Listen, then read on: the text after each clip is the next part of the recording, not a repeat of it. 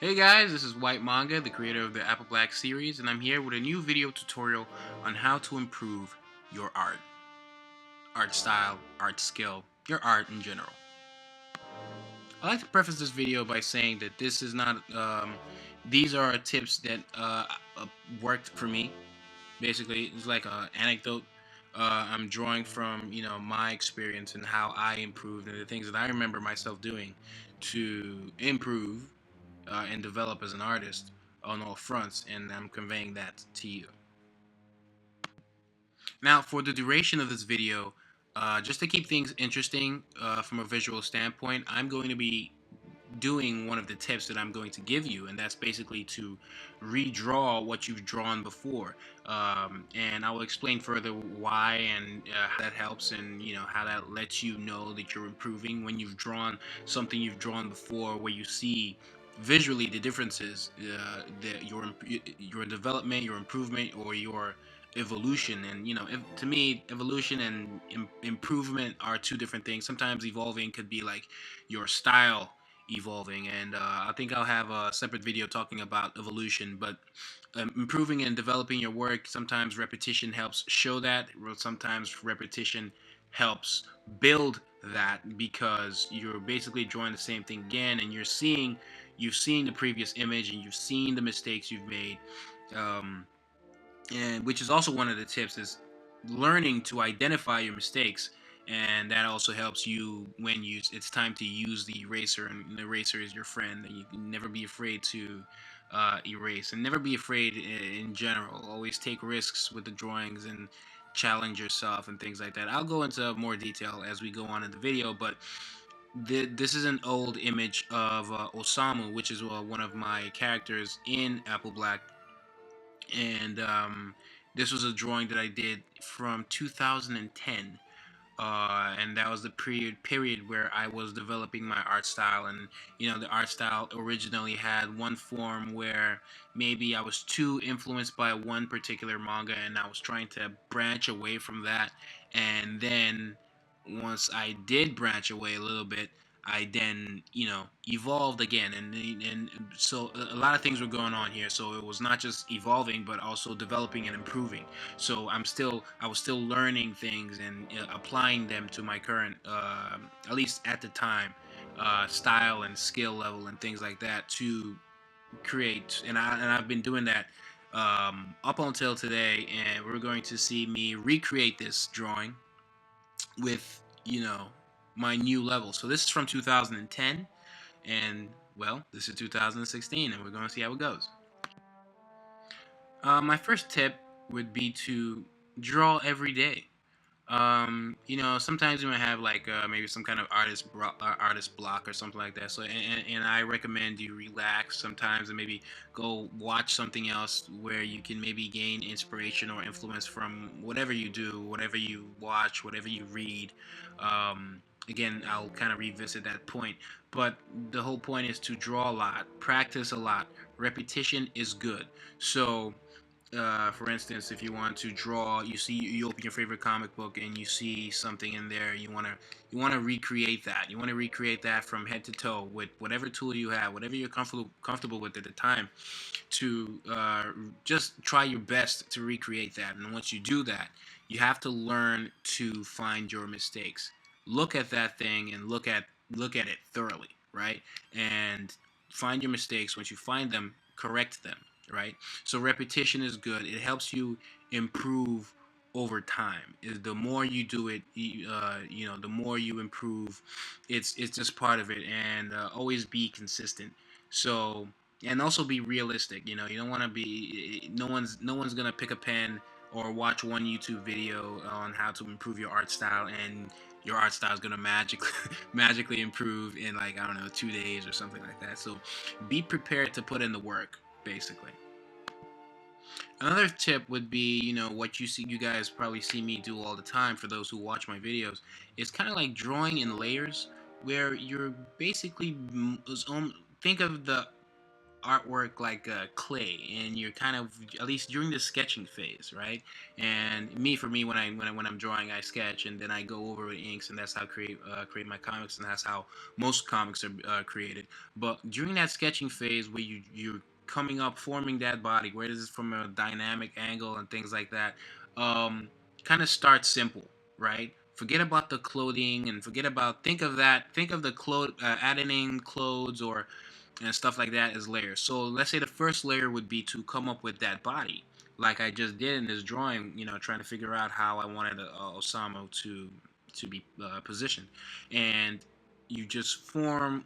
You put the head, you put the shoulders, you put the body, you put the hands. You know the distance between the elbow and the wrist and things like that. You figure out where you're looking at the camera, and you do a little foreshortening. So you have to kind of do your research and practice with foreshortening, which I also get into, where you kind of have to know that there's going to be parts of the body that are not going to show. And right now, this is just the basic layer, the foundation layer, where you're just playing around with the anatomy, right?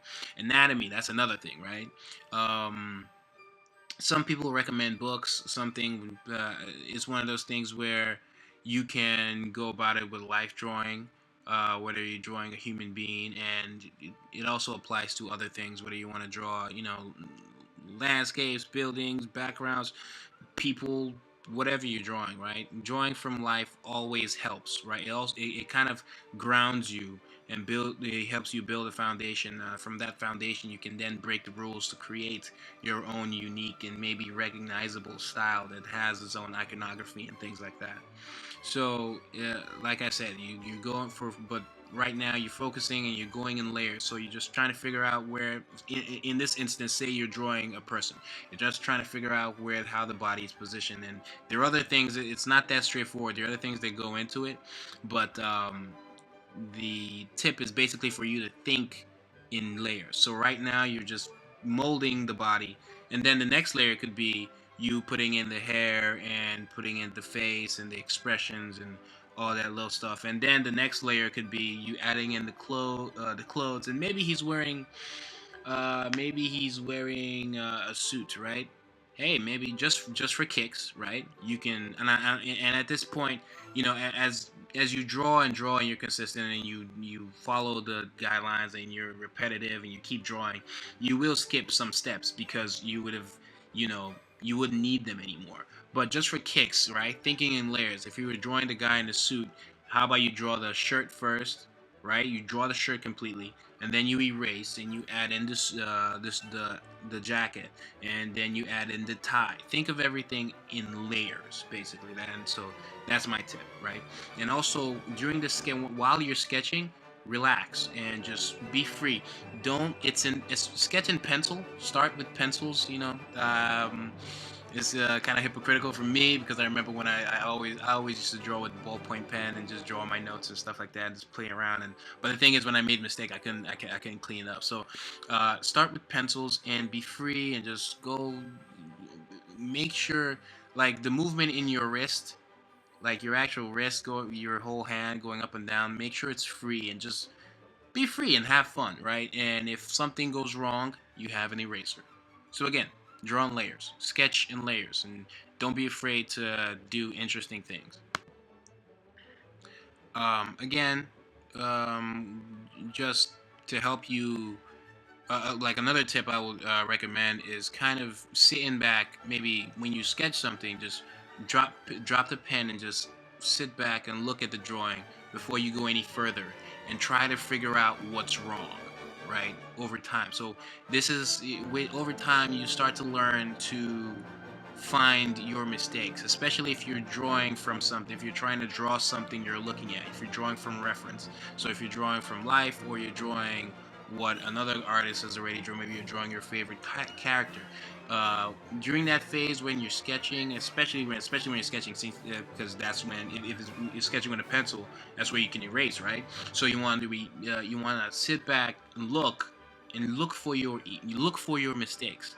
Like, always try to find your mistakes, and when you find them, erase them and fix it. Sometimes you catch a mistake and it might warrant you to erase a lot of the drawing. Don't be afraid. It's just pencils. just erase what you need to erase and make sure that that it's up to par. Sometimes this might mean that it takes longer when you're sketching, like it maybe take your while, maybe you're finding too many mistakes. But over time, when you're repetitive and consistent, you would get better at this and you would be making less mistakes. Like as you're drawing, you would be used to the mistakes you regularly make, and your mind would kind of train itself to stop making them over time. So this is, it's part of the practice. When someone says, "Oh, how do you improve?" and you say practice, well, that this is all part of it. As long as you're active, you are learning. Sometimes subconsciously, you don't know, but you are. So big tip would be to kind of find your mistakes, like know how to find your mistakes. You don't always want to, sometimes getting critique from other people can help, right? But you need to be able to critique yourself, be able to criticize yourself and find your errors and fix them yourself. And obviously to do this, you would have to be honest with yourself. Again, remember, drawing layers. It even applies to when you're drawing buildings or a cityscape. All those buildings are basically boxes. They're all boxes, and then sometimes they're boxes on boxes. Maybe the box, like a smaller box on top of box, and maybe the sides aren't smooth. But if you think of very simple buildings, they're really just boxes, right? And then that's the first layer. The second layer would be to go in with the intricate detail of the building itself. And maybe the first, before you go into the details, you just is the windows, right? Adding in the windows would be the second layer. Then the third layer would be, adding in little things here and there to make it look more like a building. And so you think of things in that way, right? Or if you see a little house, it's basically like a triangle on a rectangle kind of thing going on. So think of it in layers in that aspect, and think of the details. The more detailed it is, the higher it is on the layer table, if that makes sense. I also recommend that you draw from reference. Whether you are, you have the internet, you have access to the internet, so you can draw. It's harder and better when you're drawing from life and you're right there in front of what you're drawing. But if you don't have access to what you want to draw and you need reference, there's always Google Images. I recommend you do that, and you do that a lot. You draw a lot from reference, and again, you apply all the previous tips. Finding your mistakes, knowing where they are, and fixing them.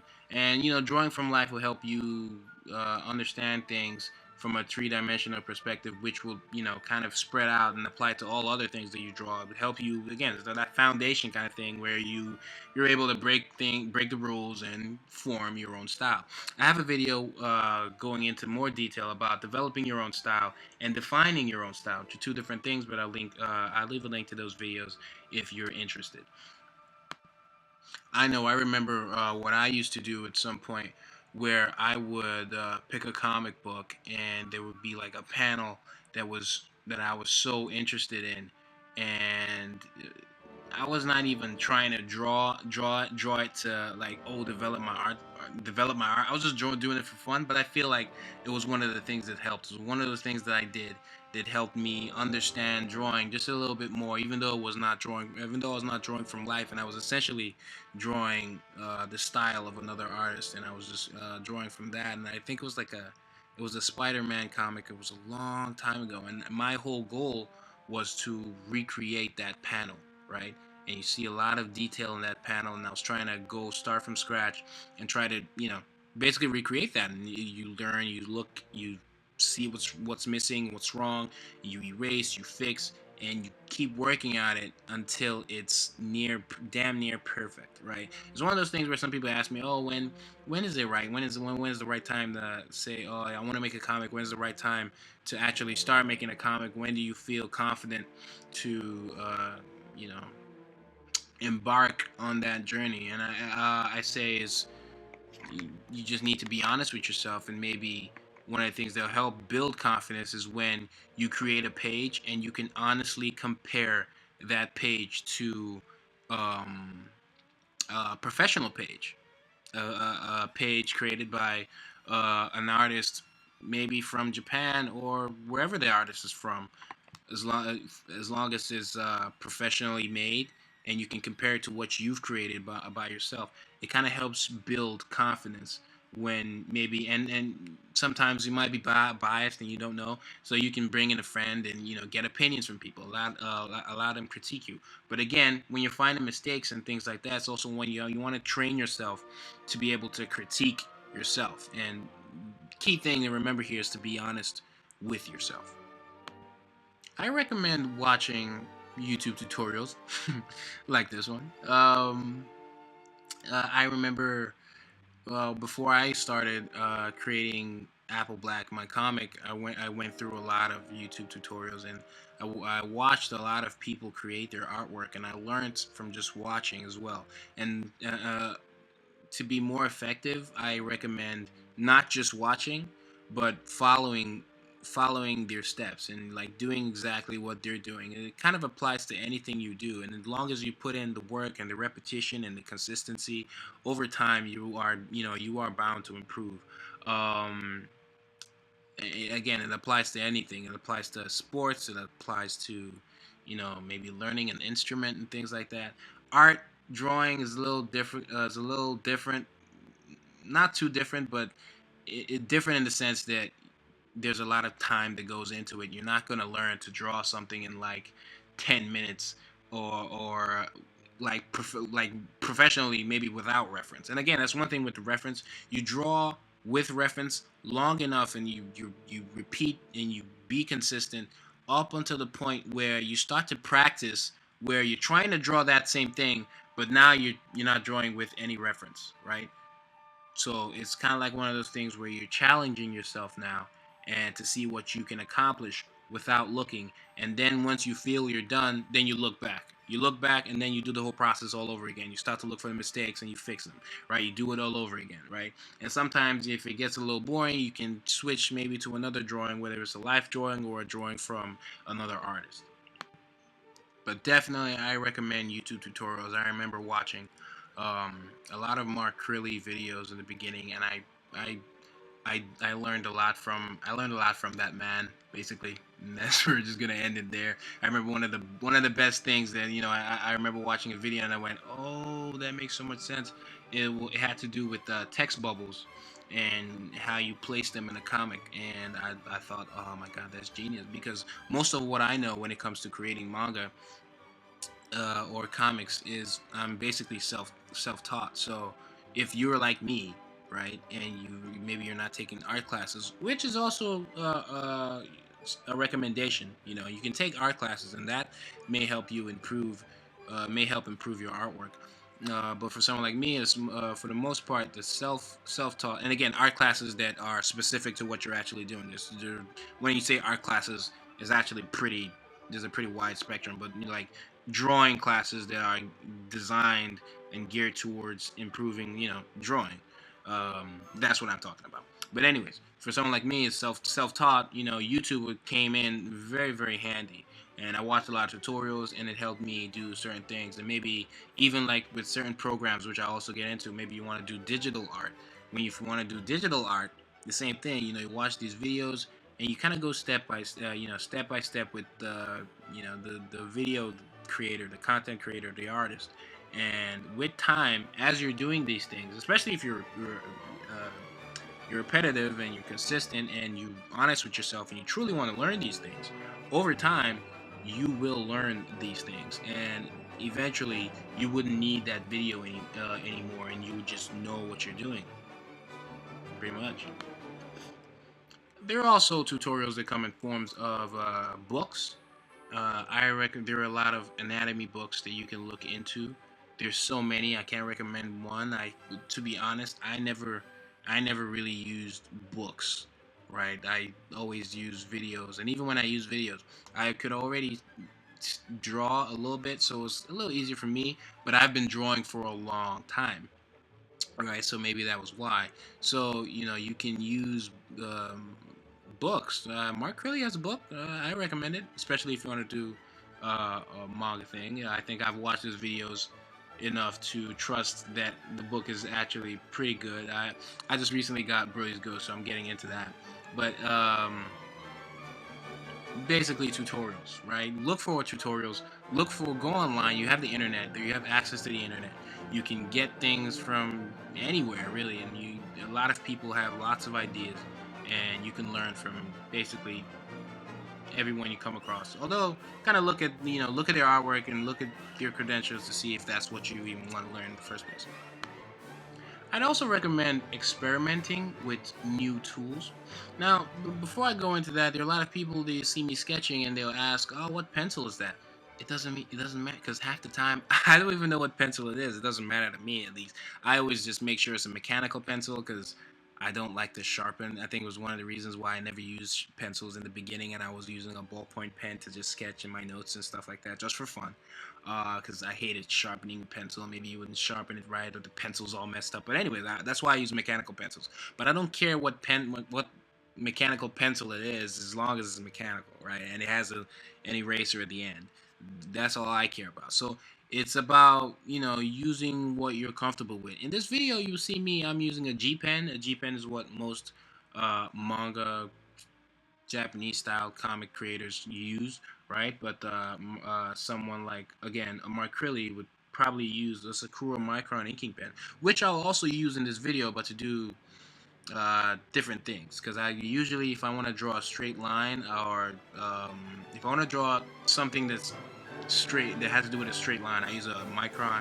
And if I was going to draw something a little bit more organic, I'll use the G pen. Sometimes I switch between the two, but that's the basic idea, right? So it's not that much about the tool, but more about the user. So you kind of want to be you want to use what you're comfortable with, but experiment and never be afraid to learn new tools, because you never know if you like them or not unless you try them, basically.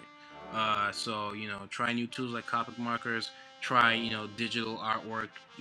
Get the software, Photoshop, which would then open you to a whole bunch of tutorials on YouTube on how to use Photoshop. And there are lots of people using Photoshop to say maybe color artwork in so many different ways, right? Sometimes it can be a little bit overwhelming, but it's part of the grind. So kind of don't be afraid to learn new things. And again, kind of building that foundation to then pick and choose what you've learned to apply to form that style that you want to create.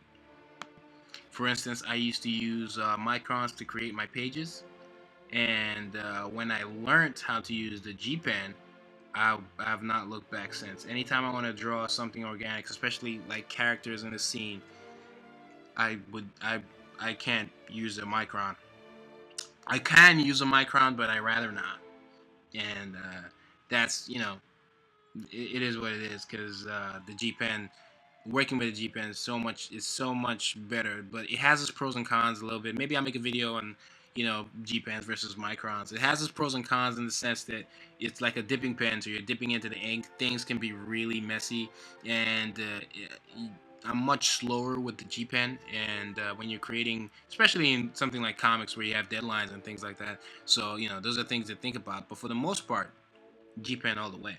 And that's just an example of me learning something and getting comfortable with it to add it to my arsenal, right? So add things to your arsenal, and over time you'll be picking little things here and there to improve your whole artwork overall and giving it that more professional look. And not just the G pen, but almost anything you do. As you can see in this drawing, if you look at the drawing that I did in 2010, where I was trying to use the blue lead pencil, and the blue lead pencil is basically, you go over, basically you sketch with a blue lead pencil, and then you go over that with ink, which I did with the micron. That was the time when I was using microns, and you can see how the lines kind of look a little bit, off and flat and weird. But but I'm much better with a micron anyway, so I'm not gonna blame the micron. I think that also had to do with the user. But going over it with the micron, and when you scan in, the blue lead doesn't show, right? Um, Especially if you scan in black and white or line art, depends on your scanner. But if you scan in color, but you increase the contrast, the blue lead will kind of disappear, right? You don't have to erase the blue lead. So that's why you can still see the blue lead in this image. But once I learned about the G pen, I go over with pencils, and I go over the pencils with ink, and then I erase the pencils, the pencil lead after the ink is dry. That whole look, it kind of changed my whole style of creating comics, or just creating art in general. And I think it changed for the better. It developed and improved for the better. So don't be afraid to learn new tools to add to your arsenal, especially if you see an artist and you're trying to figure out how they did certain things. Maybe you like something about their artwork, and you're trying to figure out what they did to their artwork to get that look or that texture. you know Kind of like study them and learn the tools that they use, and see how that applies to what you want to create.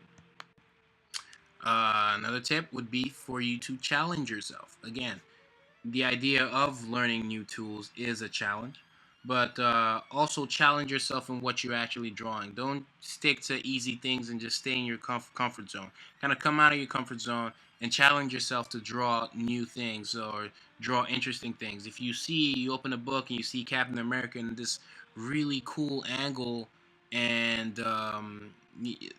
in this really cool angle, and you struggle drawing Captain America, and that maybe because you have anatomy issues and things like that. Draw that Captain America over and over again until you understand that anatomy. And once you're repetitive and consistent and driven enough, you will understand it over time, because that's how I learned most of my anatomy skills. And not just like, maybe sometimes if you draw that one pose, you're really just learning just that one pose. But over time, as you learn that one pose, and maybe you break you if you master that, then you kind of erase and try to take risks, and warp the drawing somehow, maybe change certain things. It kind of helps you understand the human body slowly. And I think that's what helped me understand things slowly when I started drawing. Like, anytime I came across like an interesting angle with the human body, I always try to draw that. And with time, I feel like it helped me, you know, anatomy wise, and foreshortening, and perspective of the human body, and things of that nature. I have a video, 20 ways drawing action poses, dynamic poses. I'll leave a link for you guys can check that out. And that's basically me practicing. It's basically me practicing, right? So, something to think about. Challenge yourself, and that's just an example where I'm talking about drawing, the human body in certain poses and angles. But also challenge yourself from a digital standpoint or a traditional standpoint. Maybe it has to do with coloring or adding tone traditionally, or whatever it may be, or life drawing. If maybe life drawing and drawing from reference is the key thing you want to do, like, challenge yourself and keep doing that, and be repetitive, and be consistent, and be driven, basically. And over time, you're gonna kick it. I also recommend you studying other artists. Study your favorite artists. Study from life. Study from everything. And it's one of those things where, again, you're looking at these artists and you're seeing things that you like, and you're trying to put yourself in the shoes of the artist, and understand why things were drawn the way they were, why this character was drawn from this angle, why the character was colored, has this color scheme, why the comic is even colored at all, why this comic has this panel has like straight lines, but this one has crooked lines. Like, it all ties in for the most part, especially if the artist is good. But try to understand, put yourself in the shoes of the artist, and try to understand why certain things were done a certain way, and that kind of help guide you to do things your own way, and kind of justify your actions as an artist in creating your own work. Basically, drawing from getting inspiration, and getting influenced by your favorite artist, or anything that you feel is important to you, or interesting, anything you find interesting. Kind of draw inspiration from everywhere. um, Hell, even read, can maybe not even from visual things, it could be from reading books, or just experience, and uh, in putting that into your work. Sometimes that helps. And I think, the biggest tip, probably one of the most important ones, is to be patient. Again, learning these videos, you can watch my video, watch another video that has to do with improving your artwork or whatever your artwork and trying to help you improve as an artist. You're not gonna watch that video and then become a genius immediately after. It doesn't happen, or if it does happen, I don't know about it. Point me to the direction. Point me to that video, and I'm gonna watch that video and probably improve myself. But I don't think that video exists. So it's about being patient. Like most of the artists that you see that you love, most of your favorite artists have been drawing for 10 plus years. 10 plus years, and not just 10 plus years, but 10 plus years consistently, right? Because part of the tips is to, draw every day, draw a lot. You're not gonna get the hang of everything immediately. So you have to be patient and be patient with yourself, and don't get too um, underwhelmed with maybe your results and things like that, and then you want to quit. So don't stop, don't quit, um, and just understand that these things take time. And as long as you, especially, these are the tips. This is me kind of looking back at what I've done, what I've created, and how I've gotten to the level that I'm at. uh, the things that I remember myself doing, and I'm trying to tell you what I did over time to see my improvements. And again, the drawing you see here is from 2010, right? That's just 6 years. 6 years is a long time, but it's just 6 years. The level I'm at currently is not too different from where I was maybe 2 years ago. So that was just 2010, and this is what we were able to create in 2016. So be patient, believe in yourself, believe it. Good old Naruto on y'all, but be patient. Basically, these things don't happen overnight. Most of your favorite artists have been drawing for a really really long time. Okay, this has been fun, guys. I hope you guys liked the end result of the drawing. I had fun doing it. Basically, drawing Osama was always fun. That hairstyle is always. At first, it used to be a pain in the ass, but now it's pretty fun. It was a pain in the ass in 2010. I'll tell you that. So yeah, that's pretty much it, guys. I hope you guys liked this video. Leave a comment if you have any questions or you have any suggestions for videos you want me to do and pursue in the future. Subscribe to the channel for more videos like this and more. I have big plans for YouTube videos that are kind of different from what you're used to, for those who have been subscribed. And so I hope you guys stay tuned for that. I can't talk too much about it. And yeah, that's pretty much it. Check out my other videos, check out the recommended videos, and hope these tips helped you in some way. And yeah, it's White Manga, and I'll be back real soon. uh, uh, Marky Mark.